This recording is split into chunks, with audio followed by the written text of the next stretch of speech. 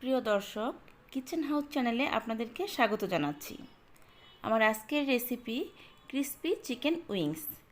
এই জন্য এখানে আমি চিকেনের উইংস নিয়ে নিয়েছি 4 পিস। এগুলোকে আমি কিছু মশলা দিয়ে ম্যারিনেট করে নেব। ম্যারিনেট করার জন্য এখানে আমি নিয়ে নিয়েছি 1 টেবিল চামচ আদা বাটা, 1 টেবিল চামচ রসুন বাটা, 1 টেবিল চামচ মরিচ গুঁড়া, লবণ নিয়েছি পরিমাণ মতো, আর দিয়েছি 1 টেবিল চামচ জিরে গুঁড়া। এইসব মশলা দিয়ে এখন আমি চিকেনটাকে ম্যারিনেট করে নেব। আমি সবগুলো মশলা উইংসে দিয়ে দিচ্ছি। এর সাথে আমি দিয়ে দেব 1 টেবিল চামচ সয়া সস।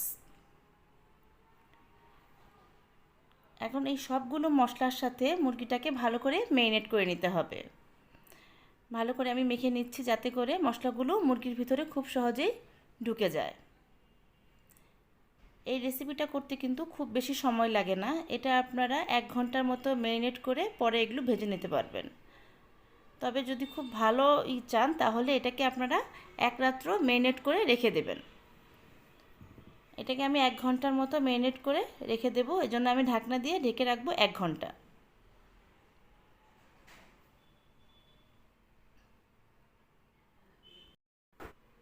এরপর আমি এখানে একটি বাটিতে 1 কাপ ময়দা নিয়ে নিচ্ছি। ময়দার সাথে আমি দিয়ে দেব পরিমাণ মতো একটু লবণ আর একটু শুকনো মরিচের গুঁড়া।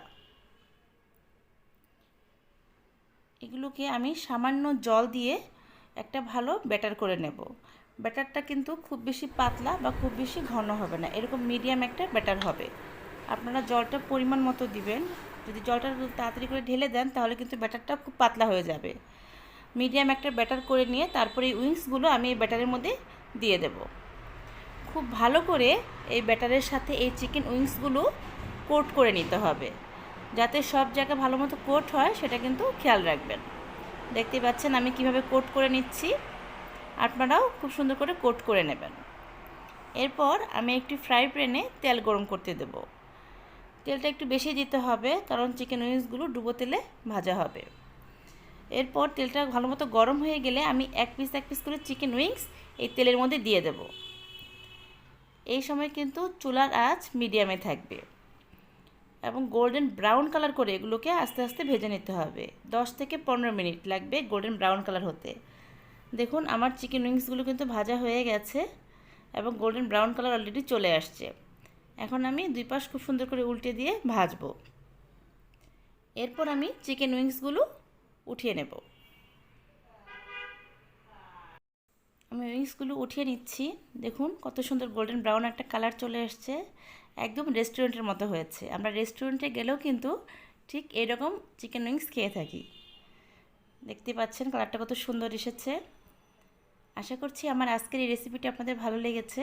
দেখা হবে আরেকটি রেসিপি নিয়ে। সেই পর্যন্ত ভালো থাকবেন। সবাইকে ধন্যবাদ।